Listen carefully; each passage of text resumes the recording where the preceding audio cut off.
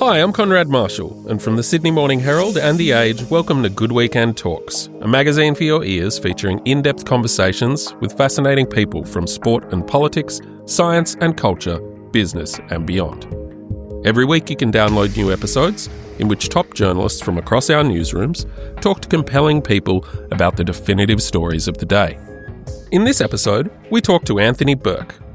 You might know him as the ubiquitous host of multiple renovation TV shows on the national broadcaster, including Grand Designs Australia, Grand Designs Transformations, and Restoration Australia. He's even got a new one about Asian design called Culture by Design.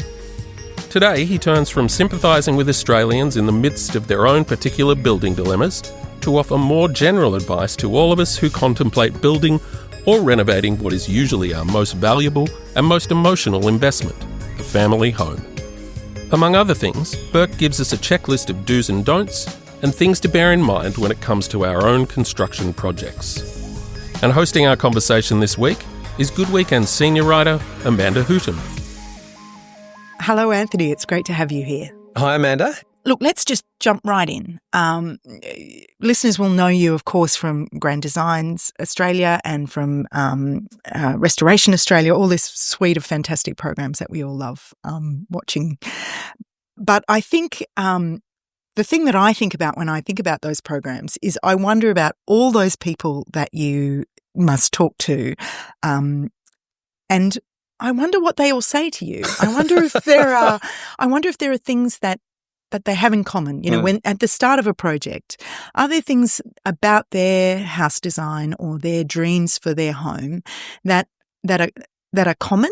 Yeah. Common themes, common ideas, common fears. What is actually going through people's heads when they start you're looking the for the off the camera kind of spill the dirt, Anthony. The behind the scenes. Exactly. What's going on? What are they really doing, Anthony? Yeah. Let's get right into it. Exactly.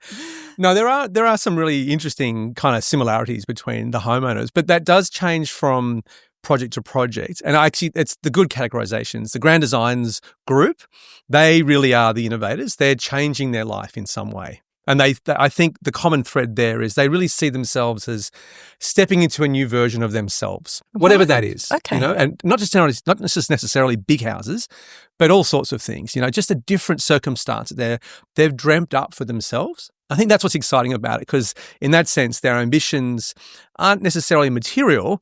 They're about family, they're about lifestyle, they're about their kind of place in the world and how they want to celebrate that and be comfortable in their new skin or their skin. So that's the Grand Designs version. The Restoration Australia group, now they are the curators and they are the custodians of history. And I think they all have this really beautiful, I'm going to say it, I think I really love the Resto crew because there's this sentiment of like, well, we are the custodians of this small A Australian history. Yeah. And all these little stories that we want to protect and celebrate, you know, they're the ones that make us what we are as a nation. And I really think that's very true. In their bones, they feel that. It's a real sense of, you know, protection and pride, and there's a kind of a humble celebration going on there, which is just wonderful. That's awesome. Yeah, I think with the Grand Designs Transformation crew, you know, they're the ones who are just like, wow, something's broken, we've got to fix it. So there's a lot more immediate, that one. Yes. And that's also kind of interesting because there is this kind of, there's no time to really overthink anything. This is like, let's move. You know? And then how do we kind of do this in the best way possible? It's not a home renovation show, but it's about smaller ideas having immediate impact. I see. And I think that's the kind of the vibe there. Okay. And I suppose that those things are not necessarily entirely exclusive to each group, right? You know, right. You could be doing a transformations with an old house that you're trying. So there are beautiful elements that you want to maintain that you're very proud of. Yeah, they're not exclusive categories at all. No. Yeah, no. So people are kind of probably have more or less of one of those kind of motivators, but they may all three be in play. Yeah.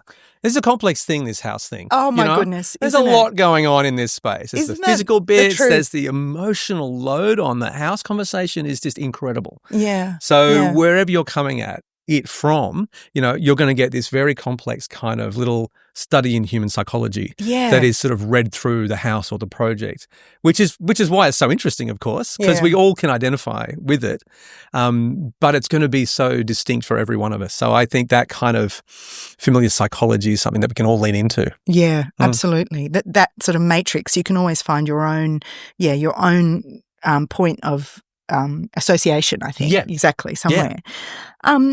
And I mean, what makes that so interesting, I suppose, is that for the viewers and indeed for the people involved in the shows, which is what makes it such a fantastic television, is many of them are doing it for the first time, right? Or at least, they might. It would be a sort of a thing where I imagine people might only do it at most a handful of times in their life, maybe 2 or 3. And so, it's this, as you say, it's this enormously emotional period of their lives. It's an enormous financial outlay. Yes. And yet most people have absolutely no experience of it, when they start. That's right. Which is another, great that's why it's role. Such great TV. Exactly. And it's a great role that the programs fill, I guess. It's a kind of vicarious experiencing of that whole scenario. I felt that I could not pass this opportunity up, having you here, to sort of think, if we were to try to compose a sort of checklist for people before they begin their own house build, house renovation, house restoration, what do you reckon would be the sort of the absolutely crucial points that everybody should sort of bear in mind, or that might just, temper the agony a little bit, when they're in the middle of it all? No prejudice there, Your Honour. Not at all. No, not at all. Not at all. And not just asking for a friend. Yeah, of course. Yeah. Yeah, absolutely. Oh, no, look, I think, Amanda, there are a few things that we can all do more of. And I think one of them in particular is that we think we know what we want. And, we've obviously had a long time to think about these projects. They are at the end of a long thought process. But when push comes to shove and you're about to push the button, you kind of really need to, I think, take a moment where you can kind of extract yourself from life as normal, and sort of put yourself in the shoes of like, all right, let's have a very honest and candid conversation amongst ourselves, homeowners, about what we're doing this for, what we need, what we want, and why do we. So this is like, in an architectural terms, really it's like a return brief. Okay. You say, oh, yes, I want 3 bedrooms, 2 bathrooms and a carport. But, the return brief is, do you need these things? Let's talk about what it would be if you only had 1 car in the carport, not 2. Or let's talk about the 4th bedroom that you might need because someone else is coming to stay. So the return brief just gets you to have this very objective, very cold look at what you're thinking about. Now, this is so hard because, of course, as I said, this is a very emotional thing, and you've spent a lot of time imagining yourself in this perfect next stage of your life, which the house represents in no small way. So to be candid like that is very difficult. I mean, that's really where a good conversation with an architect often is, will bring out the things that are really important rather than the things that are kind of just fancy wants at the time, I think it's really important there too, another part on the checklist is separate the fashion from the fundamentals. Okay. And get the fundamentals right. Please just get the fundamentals right, because then the fashion can come on top of it. Yeah, you can decorate the house wherever you want. And I'm not dismissing that. It is really important. That kind of the environment, the warmth of it, the texture of it, that's all super important. Yeah. But I think the fundamentals are things that just don't go away. So how are we going to live in this place? And what is our life going to be like? Because there's that great quote, we create our architecture and it creates us. Yes. Or it shapes us. Yes, that's and Churchill, it's very true. That's Churchill. That's right. Yeah. Often, put down to Churchill. I think it came before him. Oh, but he's the one who's always he's made it famous. That's right. That's good to know. Yeah. So there's a couple of things. Really good return brief, and then that idea of wants and needs, separating function from fashion. Okay. And so let's talk about when you say the fundamentals, get the fundamentals right. What I mean, that sounds like something an architect would absolutely say, and it does, and it sounds absolutely important. I'm on message. But you are on brand, absolutely. What are the fundamentals, for someone like me? What should I be thinking about? Yeah. So I think that's when we get into, I'm not as interested in fundamentals being, say, a floor space ratio or an amount of space. Rather, how does your family get together?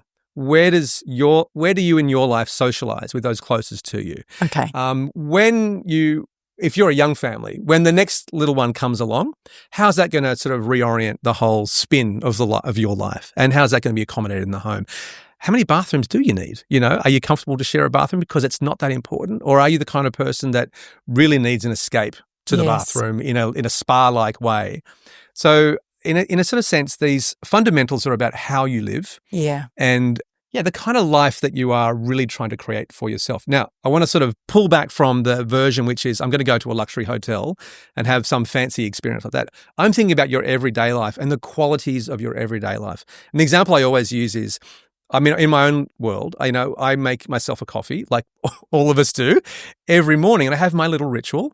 And all it involves is putting the stovetop coffee machine on and loading it up. But this little ritual of 5-10 minutes is really important to me, and it just sets my day. And I know it's important to me, and it kind of gives me a sense of moving forward for for what's ahead for the day. And I think we all have these rituals. Okay, not necessarily at breakfast, but we all have them. So where are they in your life? What's fundamental to you in that sense? And then about sort of privileging them, I guess, giving to them use the an space. architectural term. Yeah, but to actually making sure that you can do that in a way that's really satisfying and pleasing. Yeah. So having the coffee pot somewhere that That's you can, right. Figuring out your bench arrangement so that you can get your coffee pot onto your stove. That's right. But so there's the functional bit of that. Yeah. But then there's also the celebration of that. Yeah, I sure. think that's where we sort of step into really the design side then. Yeah. I think, a lot of us could sit down and kind of organize a very efficient plan. Or maybe more some than others. But, that efficiency we all recognize. But to bring a sense of celebration or joy or a little bit of ceremony in an everyday way to your life, they're so important, those moments. So somewhere beautiful to sit while you drink your coffee or something. Yeah, exactly. Making sure there's somewhere that you can be that feels good while you drink it. Yeah. And we get so caught up in the financial discussion, in the asset that is our house. We get caught up in the numbers, the quantitative definition of what a house is. And we often forget what a home really is. Absolutely. Yeah. And actually that reminds me, I want to go back a little bit and ask you, when we are kind of trying to sort of bring to mind the kind of house we want to build, I think for lots of us, inevitably there's a sort of certain element of that house that is a reflection of the houses that we've known ourselves, that we've grown up in, that we remember, that we have enjoyed, in our past lives. And I suppose in Australian terms, that's all linked very kind of closely to this idea of the Australian dream, owning your own home. And that's a sort of 3-bedroom, 2-bathroom, as you say, carport, kind of quarter-acre block sort of scenario. And, I know that you speak, often and passionately about the fact that is not really something that we should be pursuing or expecting. Looking forwards. That's so right. Our kids are not going to have those kind of houses, and nor are we necessarily. So talk to me a little bit about why that's no longer a sort of dream we should be pursuing, and what we could think about in terms of when we are having those sort of conversations in our head, what we can be thinking about as alternatives. Yeah. So this is a very difficult conversation for us as Australians to have. So, and I recognise that. I really do. I mean, this is so culturally embedded in the fabric of who we are, this idea of the home, the castle. Yeah. We mythologize this in so many ways every single day. So I understand what this implies. But, the housing crisis has really kind of shone a light on this whole area. And, the way I look at it, and I think a lot of the way my colleagues and contemporaries look at it is like really that myth, that version of Australia, which was invented in the 1950s. And it was invented for a number of reasons, actually. Just a quick digression. One was people returning from the war had to have somewhere to live. But we also had a lot of industry that were facing, producing guns and ammunition and tanks and things for the war. All that industry had to turn towards something and be useful, so it got turned towards producing houses.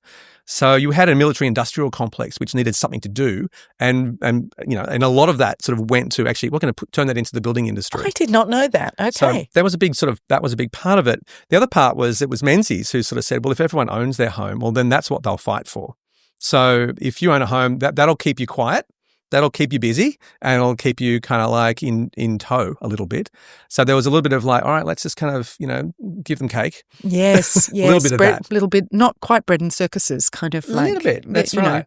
So there was that side to it. And carports. That's right. Yeah. There's that side to it. I don't think that was overplayed, but there was that side to it too. It's like, just, keep you occupied, give you what you need. And of course, then we all this expectation of what an Australian life looked like was created in that kind of moment. So that sort of happened. But of course, that was Australia in the 1950s. This is 70 years later. Yeah. And, you just count on how many hands have you got to count all the big changes we've been through. I think the biggest ones are technology and the demographics of Australia. Our multicultural conversation is so much more advanced than it was, of course, back in the day. It's changed so elaborately and for so many good reasons, which means that when we think about who we're designing a house for, even that has changed. That nuclear family is now in the minority. Well, that's like about 40% of the Australian families are what we would call a nuclear family.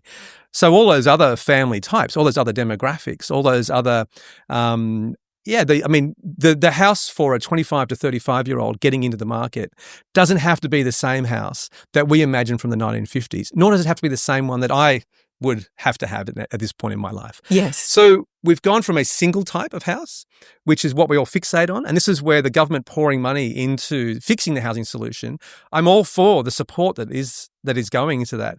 However, if we just keep building the same thing, we're only building more of the same problem. Yes. And that's my issue here. So while we talk about supply and demand is the issue, I actually think that's not actually the case. I think it's more about we just don't have the diversity of housing types to offer contemporary Australia in a way that suits where we are right now. Okay. So more housing types is what I'm after. So you're a single mum, you've got 2 kids, maybe recently divorced.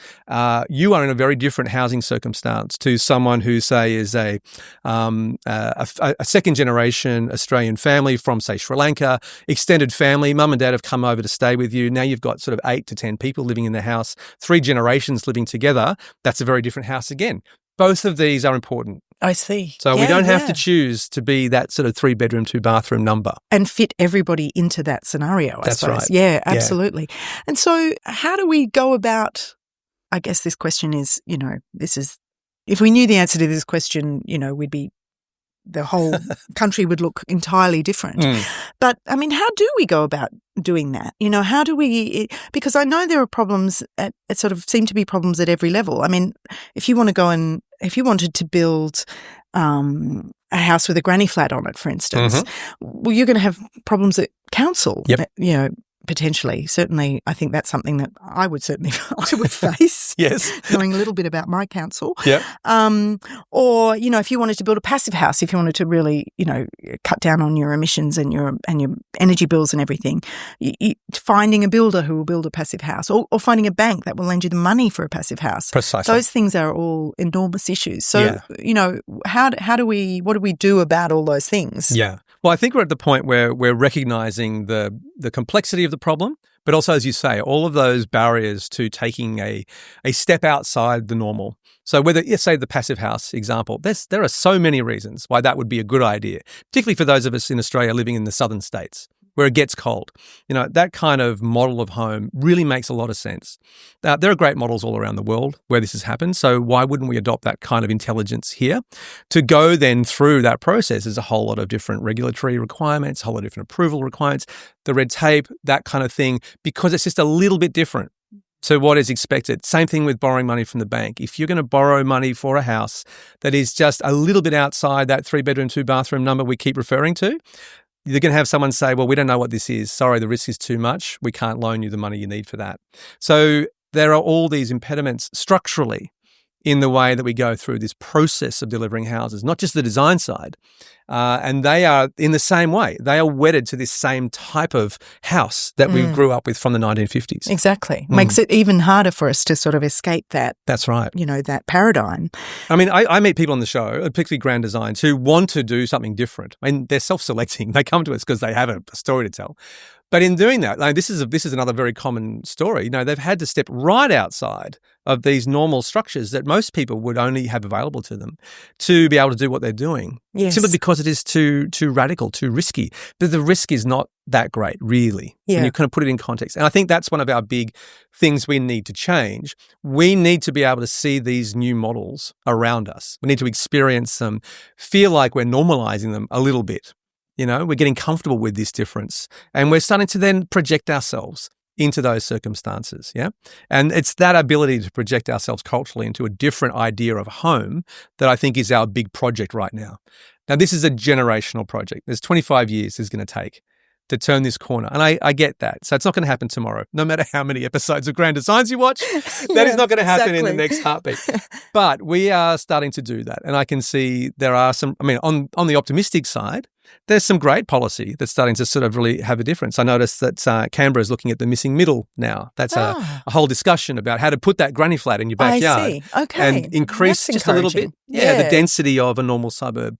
Very good conversation to be having right now. Just as one example, these are happening all around the country. But they're not mainstream and they're not understood. But importantly, I think for us and for most people, they're not at the moment an image of home that can replace the one that we've grown up with. Yeah. So where do we do that? Interesting too, though, when we travel, we love being in these other contexts. Right? Absolutely. Travel to Southeast Asia, travel to Europe.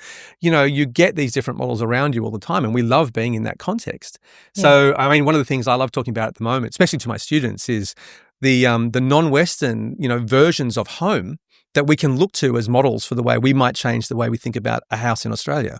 And there are some great lessons to be learned there for multi-generational living in particular.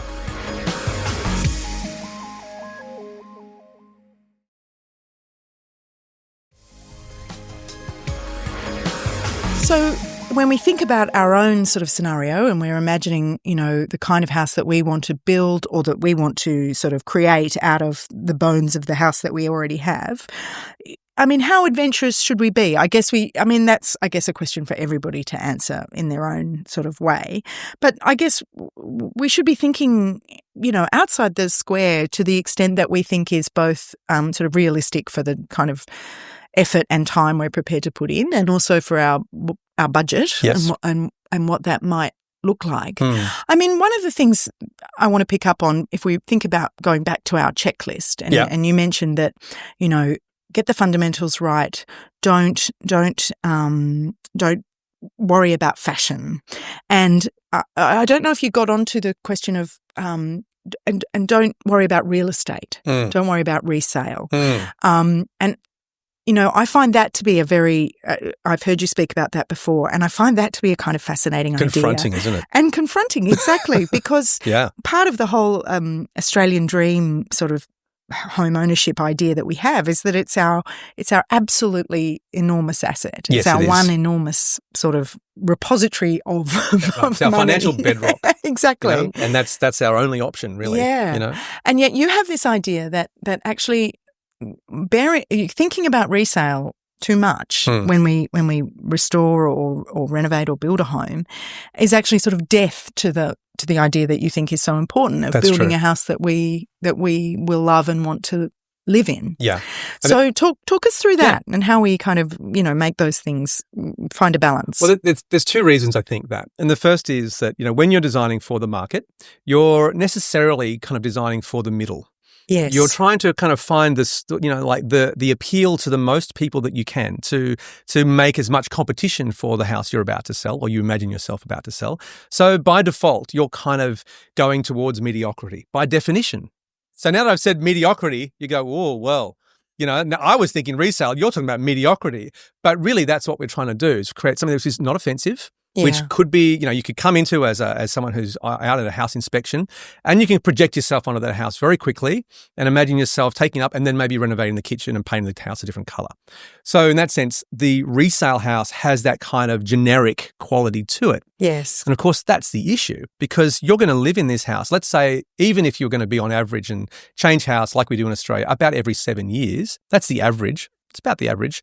That changes, but I think it's where I looked at it last time. So if you're even in the house for 7 years with your family, that's 7 years of living in mediocrity in a vanilla home for someone else who's going to take it over, and then change the kitchen anyway. So I think, let's build a house that is important for us and for our family now and get the benefit of that. So we put the value into the living in the house now conversation rather than into the what it might be as resale down the line. Okay. So I think that's kind of like the main thing for me is like why and especially if you live in the house longer, if we're really talking about a family home, then we're talking about staying in a place, letting the home adapt around us for maybe 2 or 3 generations.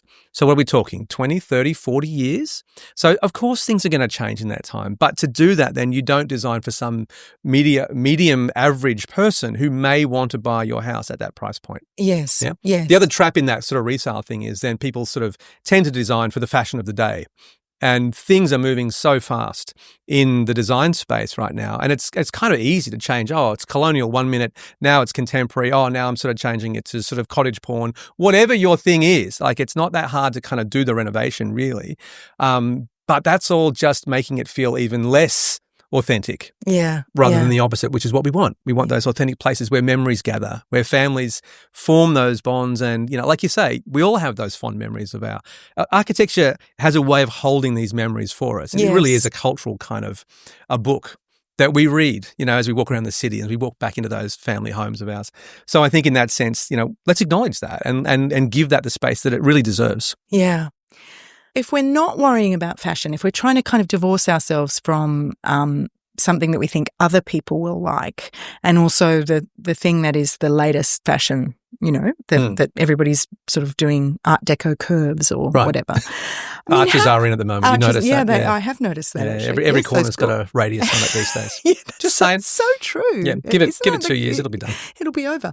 But how do we? I think for a lot of people, then it becomes a kind of really, you feel it completely at sea then, because how do you make something that's beautiful? I mean, I think people rely on fashion because they want to make something beautiful and they don't know how to do that in the absence of a sort of set of rules or a set of examples that they can look at and think, well, this is in vogue, so it must be beautiful. No, that's fair. That's a very reasonable sort of direction to come at. And I really want to stress the importance of beauty, actually. And it's really hard to talk about beauty. Yes. If you're an academic talking about beauty, you're just, you're asking for it. You're asking to be dismissed out of hand. Walk into a real estate conversation, talk about beauty and see how long you last. Honestly, no time at all. Same talking about beauty and art. You can't do that anymore. Right. It's not considered to sort of be effete or elite enough, And is this something that Australians particularly struggle with? We do. We're not good with the soft side of home, the emotional side of home, We're pretty good with the pragmatics. Let's talk about waterproofing details. I reckon we can gather a table up pretty quickly around that issue. But talk about beauty and everyone goes, oh, geez, it's so subjective. I don't know. It's all a bit wishy-washy. I don't know. Exactly. But, beauty's had a really interesting history. In terms of aesthetics, it's meant different things at different times. So it's, been from ideal beauty, which was the Greeks. Then it went to sort of a decorative beauty, which was the Victorians. And one of the definitions I really like, that is, I think, totally appropriate to us now, is this idea is beauty is some kind of exchange that makes us both better. Oh, wow. Yeah. So there's an exchange thing here. And, and I think something is beautiful and that actually then is going to change me in some small way. So I need to be open to the idea of beauty. And that means I have to be open to the idea of change myself. Right. So that's hard for a lot of people to admit that. So there's a lot of really interesting sort of theory around that and ideas. But I love that idea of beauty being an exchange. So when it gets back to the house. An exchange between you and a building. You and a building, you and a painting, you and a scene, so something. The building or the painting actually sort of gives you something in that process. That's right. That changes you in some small but definable way. That's right. That's the offer of the artist, or of the Mother Nature, architect or the architect. Whatever. Okay. Exactly. And once you sort of, you both have this kind of offer and receipt kind of thing. But there is a sort of this exchange idea, which is really interesting. Okay. So we're in this sort of idea of beauty. What does that mean in the family home? Well, then we're back to the coffee. We're back to the place where I sit with my son and have a quiet conversation because we need to have a chat about something. There's a beautiful moment that happens. The house allows that or has a moment for that. Or in some ways, there's a time of day where the sun coming through the window is just right. And that's where I can sit with my wife and we can talk about big ideas or the next 20 years of our relationship rather than what are we going to have for dinner, honey? You know what I mean? It's the practicality of life. And I think that's the beauty that we're looking for. It's all those interactions, and that's very human. I think that's something that we are bringing back. Actually, COVID really set us back on our heels and made us realize that is a dimension to home and that we've been missing out on. Do you think that actually a building can encourage those moments? It's not only that you go, you sort of sit down and think, I must have a place to read my book beforehand, but actually if you find yourself in a house and it has a beautiful window seat Yeah. beside a lovely deep windowsill and a lovely, a view that you can look out on that's pleasing. It actually makes you think, well, I feel like sitting down and reading a book. Absolutely. Or so that it works on you. It can make your own life better, sort of, I see what you mean about exchange. The house can actually offer that to you. That's right. That you may not have even contemplated it before. Exactly right. I mean, I love thinking about architecture as a stage for life. Life's the main thing. We want to see the actors playing out, the theatre on stage, but the architecture provides the context for that, and by default also shapes that to some small degree. And that's what we're talking about here. So this is not heavy-handed. This does not need luxury. It does not need acres and acres of marble. It is not that version of the world. This is something which can be very intimate and very modest, but very thoughtful, and in that way, very human. I think that's the dimension we want to bring back, the personal side to this story. Yeah. Yeah. And I suppose that in itself is, although it's not, you don't see very many window seats in contemporary homes, but if you did see them, I don't think that would be a sort of exclusionary factor for many people wanting to buy a house. That's right. So in terms of that real estate conversation, and am I destroying my asset Yes. by installing a window seat? No. I think the answer is no. In fact, you might be creating things that people didn't even know could be lovely details. That's right. And the thing is here, we're not talking about really big changes. We're talking about small but careful little interventions that, again, don't really make any big difference to the cost of a build, but which make all the difference to the quality of a life. Yes, that's such a good point, isn't it? Because I think we're all so terrified of every time we think of some new idea or some thought we have, like, having an outdoor shower for when you come back from the beach or whatever, and you think, oh my God, I can't have an outdoor shower. That'll be another $50,000. Yeah, that's right. And actually not every single one of those things is necessarily going to be $50,000. Exactly. Although that's probably not a bad idea to budget. No, please budget. That's another one of those things. Put that on the checklist. A really good budget is very, very important. Yeah, put that on the checklist. Oh, gosh. But that's another thing, actually. Another trick that I think I've spoken about before is that when you're thinking about your house to be, I'd say once you've done a plan, cut it down by 20%. Just get rid of 20% of it. Just make yourself. Even after you've thought through all these careful ideas, all these beautiful moments you're creating, then you have to murder your darlings. That's right. But you've drawn it all up and you're looking at the plan for maybe the first time, and you then at that point, I think, get a big red pen out and just make yourself take out 20% of that, because that will make you really commit to what is important. At that point, this has to stay, and it's like when you're packing for going on holidays. Oh yes, double your money. Halve your clothes and double your money. Isn't that the idea? That's right. You pack your suitcase and you realise, I'm not going to wear 3/4 of these clothes, but I may go to dinner that night, so that shirt would be perfect. So take that out. You're never going to use it. You don't need it. Wow. But that's not going to diminish your holiday. I see. You know what I mean? See. Similar sort of principle. Maybe, however careful you are, maybe that first pass on the design is a kind of a fantasy pass. Yeah. And yes, you get it on the table. Yeah. And then you do some careful editing. Okay. Yeah. All right. I guess I can come at that. Yeah. I think that the other thing that I think about when I think about the joy of watching those grand design programs is, and I think that this is not an unusual feeling, is the sense of the way it's all sort of vicarious pleasure and no pain. And yet what we hear always is how unbelievably painful. It's just excruciating. Building is, how long it takes, how it's inevitably enormously much more expensive than you're anticipating. The whole thing actually just sounds like a complete nightmare. I think that's, that's scary. A huge kind of barrier for people. Yeah. Even if they can, even beginning the process feels terrifying. Yeah. So, you've talked to all these people. Again, behind the scenes, are they glad they've done it? And I know you yourself have done a reno. That's right. Are you glad you did it? Is it, is the payoff kind of worth the pain, I guess? I think so. There's two sides to this story. On the first one, I think there's only, I would say, out of, we're following about 70 houses at the moment in production. There's a lot of houses. And out of those, the ones that we've finished in the past episodes that we've done, I'd say maybe 2 out of, let's say, 50 have only had any kind of regrets. Everyone else has been like, thank goodness that's done. It was really hard, but we're so happy we are where we are. Look at this. We're going to love this for the next generation that we hear. So I think generally there's always that payoff is there. Okay. The pain is worth the outcome, if you like. The other side of that, though, is that it's not painful for everyone. God, what a radical concept. I know. I mean, for me, I love the process. I love the conversations that happen before the builder meets the site. I love the conversations with the builder on site where you start changing things because conditions come up, you have to respond. So you've got this kind of lively conversation going on, hopefully with your builder who, if they're a good builder, they'll be up for that conversation. And there's a great kind of tic-tac that goes on. And then, of course, there's the sort of the payoff at the end where you kind of see it all around you. The entire process is, for me, and for many of the homeowners that we follow, actually, it's not just about the finished product. It's actually about just being part of this experience. We say, there are the three big moments in our life. There's the birth of our first child, getting married, and then building your first home. So these big moments, and they are because they are so anxious.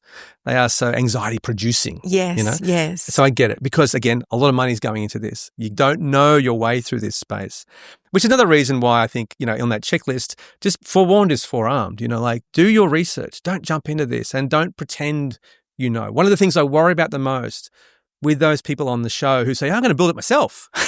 Have you got an architect? No. It's like, warning. Yeah, I think, I wouldn't do my taxes without talking to an accountant. Why do you think you can build a house without talking to a builder? Yeah. So wow. I do feel like actually there are people around who have expertise. Take advantage of that. Yes. Yes. And I think in that way, that doesn't just calm the nerves, but it gives you the assurance of the dimension of what you're about to step into. And again, one of those things, actually, maybe it's one of those common things that most homeowners have. It's like, oh yeah, how hard can it be?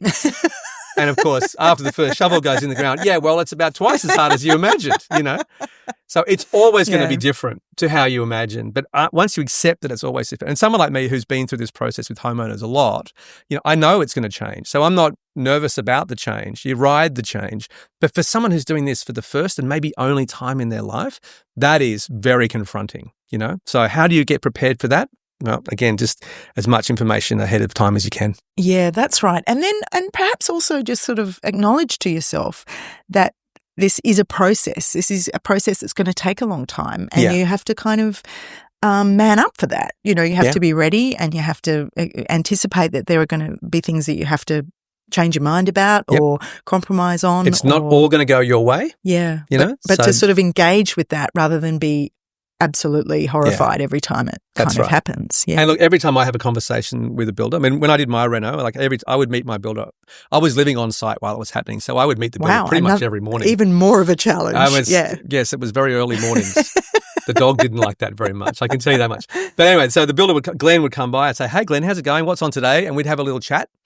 And usually it'd be a quick catch up, 5 minutes, and then off he goes and the day starts.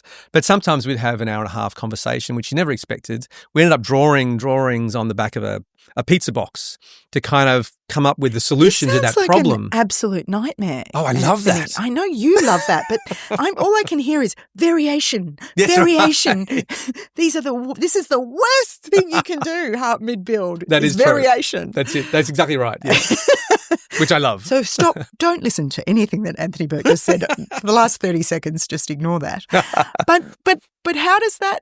How is that part of the process? Shouldn't you have all that stuff sorted, or do you just have to accept that actually no, you are going to have to figure things out like that? No, you've got to trust your builder. I think you do. I mean, the human relations in the build program, your architect, your homeowner, your builder, in particular, you need to have. You need to take the time to find someone that you think is great. Those human relationships are so important. So do not go into this process with someone who you have even the slightest reservation about. That is good advice. Yeah. You really need to sort of feel confident because you're going to have a lot of conversations. Not all of them are going to be happy conversations, And I think the reason that the change comes on, the reason variations happen, if I sort of assume the builder is a good person and not trying to sort of fleece you, then the variation is actually we've come up with something which is not working out how it was imagined, or the site has shown us something that we didn't expect, and this is life, this is the world.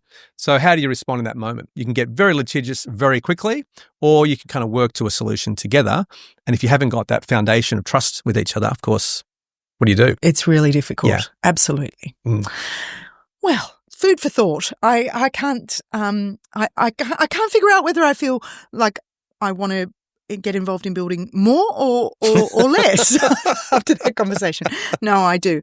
I think the shows reveal to us the kind of thrill and the creative excitement. Building is an possible. Adventure. Yeah. And not everyone's up for the adventure all the time. So I think, choose your moment, but be ready for it when it comes along. And if you lean into it as the process, then you will love going through it, because it really is the one opportunity you get to really reflect on you and your family, the things that are important to you in life, and have a kind of a meaningful outcome to that, And so looking at it with that kind of lens, I think, gives it sort of a whole different dimension. It's not just worrying about the money. It's really, this is important and this is our moment. Yeah. No, that's a great way of looking at it. Anthony, thank you so much for this chat. It's been fantastic. Oh, my pleasure. Great to talk to you. That was Anthony Burke with Good Weekend senior writer Amanda Hooton on the latest Good Weekend Talks. If you enjoyed this episode, please remember to subscribe, rate and comment wherever you get your podcasts, and keep tuning in for more compelling conversations. Coming soon, we talk with Patrick McGee, the author of Apple in China, the untold story of how the tech giant tied its fortunes to America's biggest rival, transforming both company and country.